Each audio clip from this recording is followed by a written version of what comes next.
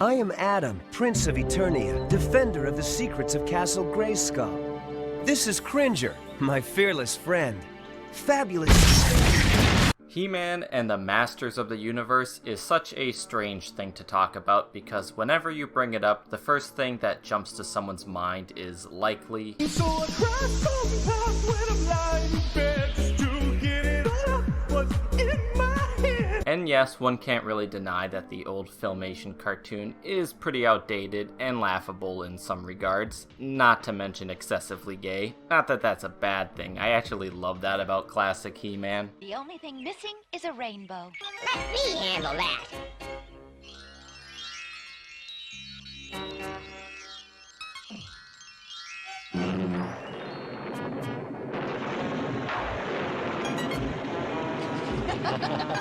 But the lore and world building itself behind Masters of the Universe is actually incredibly interesting to anyone who's a loser nerd like me. And as of lately, I've been real into its aesthetics, combining traditional fantasy with science fiction. Maybe it's because of my love for franchises that shared somewhat similar ideas to that which I grew up with as a kid. Some examples including Star Wars, Bionicle, and the Artemis Fowl books. And yes, Masters of the Universe may be one of those franchises that exist for the sole purpose of selling toys, but then again, didn't every 80s cartoon? We have a prisoner. Good. Who's the prisoner? You are, as we have the power. Oh, no. Well, recently I've been quite intrigued with the world of He-Man, as I seem to hop around between fandoms like every week. That's just what I do. But in order to get myself more invested in the world, I thought I should check out a cartoon. And it wasn't gonna be the Filmation show, or the one in space for that matter. Did you know this was a thing? Because now you do. By the power of Eternia,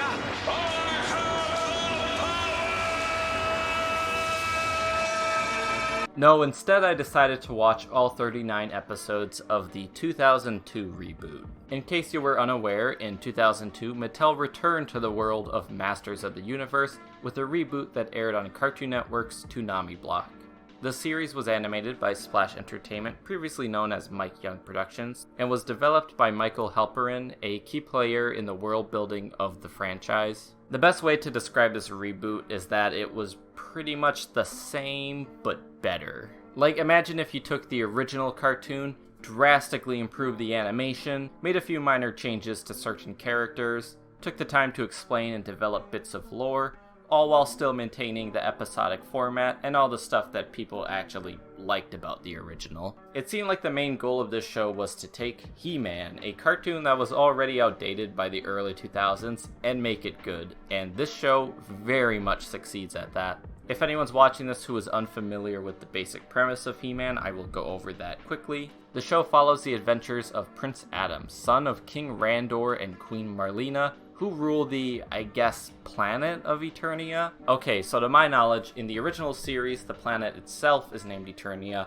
while the kingdom that Randor and Marlena rule is known as Eternos. However, Eternos is never mentioned in the 2002 cartoon, leading me to believe that Eternia happens to be both the name of the kingdom and the planet itself in this iteration. It's only further complicated by the fact that there appears to be other groups of civilization that don't appear to live under their monarchy, so it's one of those things that's best just not to think too hard about. It's important to remember that He-Man lore is pretty much all over the place depending on which adaptation you read or watch. But before I go back to Prince Adam, it's also essential I mention the existence of Castle Grayskull, a partially abandoned castle in Eternia that contains secrets within which may hold the key to achieving great power that will allow its user to rule Eternia. Which is why the main villain, Skeletor, wants to obtain it so badly. Within the castle there is a reoccurring character known as the Sorceress, who is friends with the character of Man-at-Arms, a key member of the Masters of the Universe. Man-at-Arms introduces young Prince Adam to the Sorceress, in which he is gifted with the Power Sword and his destiny of becoming He-Man, a hero destined to protect Eternia from evil.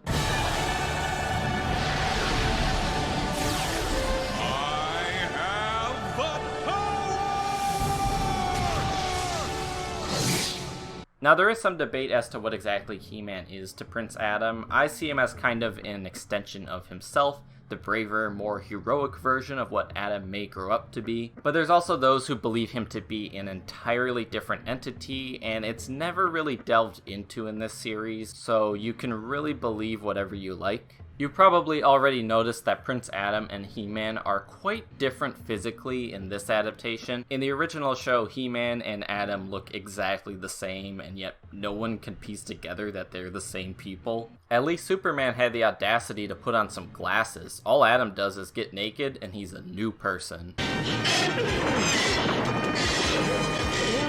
It's one of this series' major changes from the original, and one of them I think works incredibly in this reboot's favor. There are a few other notable changes as well. For one, Cringer, the cowardly green tiger who turns into the fearsome Battle Cat, does not talk in this show, and neither does Battle Cat for that matter.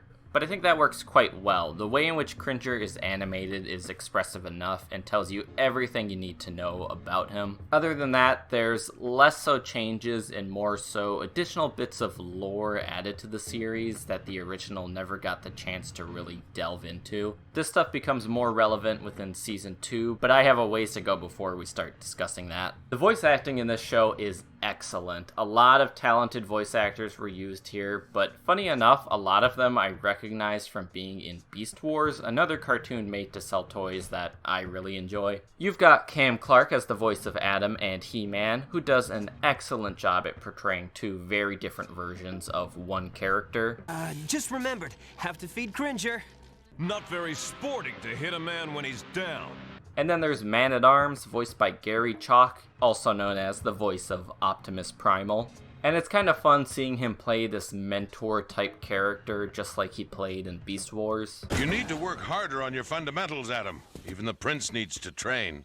And I'm sure a lot of He-Man fans, don't give a shit about Beast Wars, but whatever, I'm gonna do what I want to do. I was summoned to the future by the last of mankind to defend them in their hour of need. Also, just for the record, Man-at-Arms in this show is awesome, and just as much the hero of the show as He-Man is, he really doesn't get enough credit. And then there's Scott McNeil, who voices a good chunk of characters in this show, much like he did in Beast Wars. I mean, Merman and Waspinator share the exact same voice. Okay, fine. Skeletor can have the stupid thing. Waspinator give Doggy Butt surprise. But let's talk about one of my favorite characters of the show, and one I think is incredibly underrated. So back in my teen years, I remember watching YouTube critics talk about He-Man, and the shared opinion that many of them seemed to have was that Orco was annoying. I proudly present for your entertainment the magical mystery of the Vanishing Prince. Well, I'd rather see the mystery of the vanishing Orco. So without having seen much of the show myself, I just accepted this as a fact. But now, going back to watch the show as an adult, I can confirm that Eternia's court magician, Orco, is indeed one of the best characters, and adds a necessary amount of levity to the show. Orco gets a lot of shit for always messing things up, which he does very often, quite often.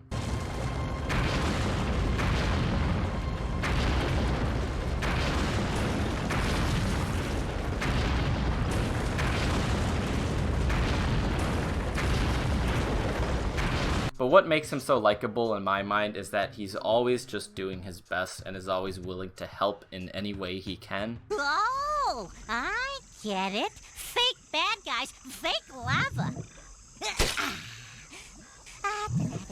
Actually, the lava pools are real. And as lame as some people may find Orco, let me tell you, he's got nothing on Mechanic. Coming over that ridge! Oh, Mechanic. Mechanic is an action figure, a character so undesirable that they had to dedicate a whole episode to him having to realize his own self-worth. My new invention. It can see behind people or objects, above treetops. It ought to be a great help in reconnaissance. You didn't, by any chance, show this to Mechanic? Oh, I mentioned it while I was working on his neck. Wow, replaced by a periscope. That's cold. I actually don't really mind Mechanic. He fits well into the world of Motu, which is just these strange Oz-like beings with odd gimmicks and such. Even though this reboot improves a lot of aspects over the original, it is still, at the end of the day, just as dumb and as cheesy as you'd want Masters of the Universe to be. I honestly see that as sort of the series' main appeal, this winning combination of both badass and stupid.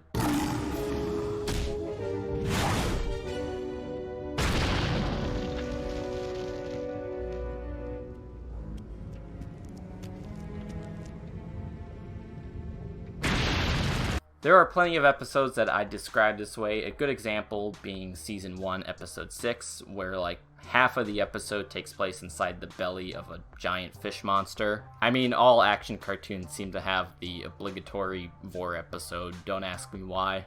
But the insides are like unrealistically big compared to the much smaller outside. It's simultaneously dumb and kind of awesome. There's just something kind of metal about it. Friends stick together through thick and thin. And being trapped in a creature's belly, well, it doesn't get any thicker than that. Oh, okay, He-Man. Okay, moving on. Going back to the various characters in this show, I failed to mention the villains of this series, and of course the main baddie, and a fan favorite of all Masters of the Universe fans, Skeletor. I love Skeletor. He's one of those villains made to be threatening, but he comes off as such a joke, and you think that would make him a worse villain for that, but I believe it's his perseverance that makes him just so admirable. Even though most of his failures are actually due to his incompetent henchmen rather than his own mistakes. It also helps that he revels in being a villain. Like, he's very much like a Disney villain in that sense. I think that's why we all love Skeletor. That, and he has a pretty neat design. Also really love that his voice here is very similar to the iconic silly voice from the Filmation show. And the name is Skeletor.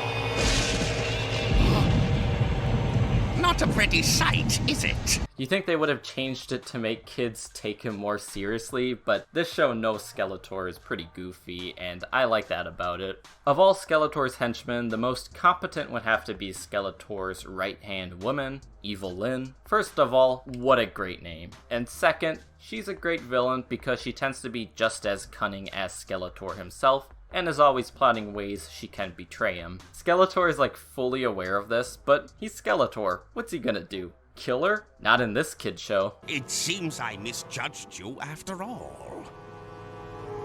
Every single episode of this show is directed by Gary Hartle, and there are some very talented writers on this show as well. For one, there are some writers from the old show who return, like Larry DiTillo, and then there's Michael Reeves, which is pretty cool. If you're unfamiliar with Michael Reeves, he was a writer on Gargoyles and Batman the Animated Series, and he's written like several Star Wars spin-off books. He's a very popular name in fandom culture. Now, even though Prince Adam and He-Man are the main heroes of the show, there are some times that they tend to be pretty unlikable. Prince Adam often comes off a little too whiny. He-Man! He-Man? Well, hey! Then shut this thing off! And He-Man has moments where he's overly cocky, which may result in him being just a straight-up dick. One episode, for example, includes He-Man and Man-at-Arms traveling to an island in order to obtain these powerful stones before Skeletor can get a hold of them. Cyclone is introduced in this episode, a character whose sole purpose in life is to protect these stones from harm, but He-Man deems them too dangerous to be kept around and crushes the stones right before Cyclone's eyes, therefore rendering his life meaningless. They must be destroyed. No! It is my duty to protect them. And it is my duty to protect all of Eternia. He-Man doesn't even know the effects destroying the stones will have. He just does it because brute force is always the answer. Season 1, Episode 11, Turnabout, might be even worse, as in this episode, Man-at-Arms and the Masters create a belt that they manage to attach to Skeletor. This belt has a built-in taser that will go off if Skeletor does anything remotely evil, and I mean anything. Like, he can't even insult his own henchmen. I shall triumph if it is the last thing I do. It's just morally a really messed up idea. I know Skeletor is a criminal who probably has done some pretty horrible things in the past, but the fact that it's the heroes who do this and there's never a point in which they realize they went too far, is just hilarious. And at the end of the episode, there's just some PSA message about how being good is good because good is better than evil. And when you practice kindness, it not only helps others, but it gives you a good feeling inside. Until next time. And that brings me to the next topic, the PSAs at the end of every episode. This is of course a reference to the 80s cartoon, but the fact that they actually went through with this in the year of 2002 is pretty funny. I don't know if it was intended to be funny, but still funny. And a lot of times the message at the end has very little, if anything, to do with the episode. Take this PSA for example, placed at the end of an episode in which Orco is afraid of dragons. Dragons can be dangerous beasts, plus they breathe fire.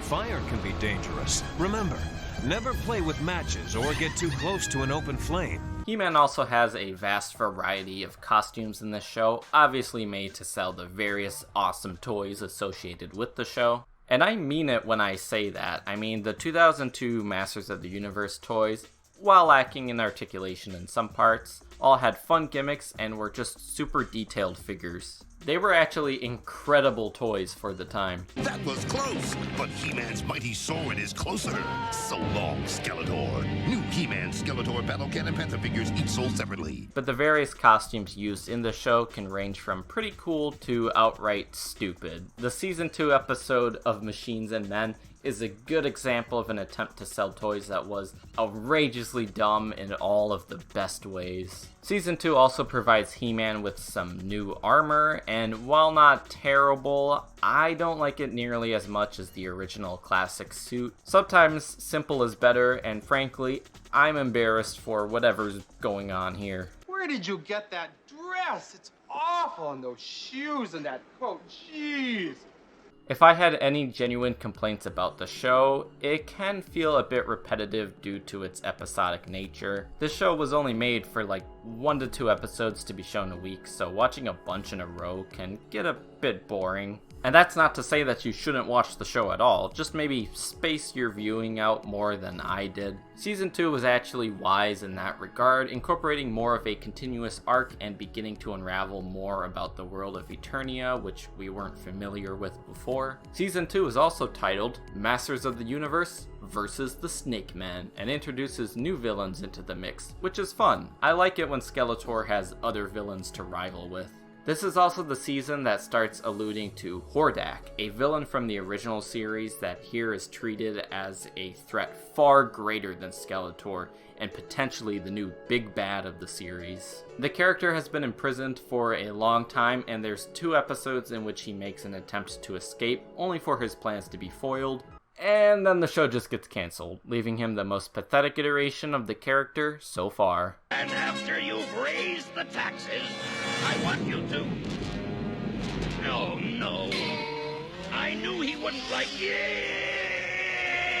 There's plenty of speculation as to why this show was cancelled, and I think the clearest reason is that the show made to sell toys just wasn't selling many toys. I can't imagine what other popular toy line beat out Masters of the Universe in 2002. But at 2 seasons, the 2002 He-Man and the Masters of the Universe cartoon is an incomplete but very enjoyable and well-made show. I don't want to call it the perfect reboot, as I try to openly welcome reboots that try something completely different, which reminds me, I still need to check out She-Ra at some point. But if you're looking for an adaptation of a show that's going to please both old and new fans alike, then this is it.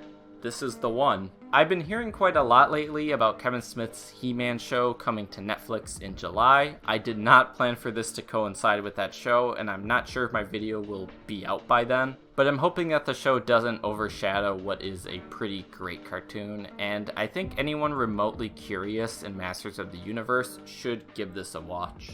Thank you to everyone who watched this video. I put a lot of effort into this one and would fully appreciate a like if you enjoyed it. Feel free to subscribe to my channel as well. I do a lot of videos on toys, movies, and cartoons such as this one. So with that said, until next time. Close enough.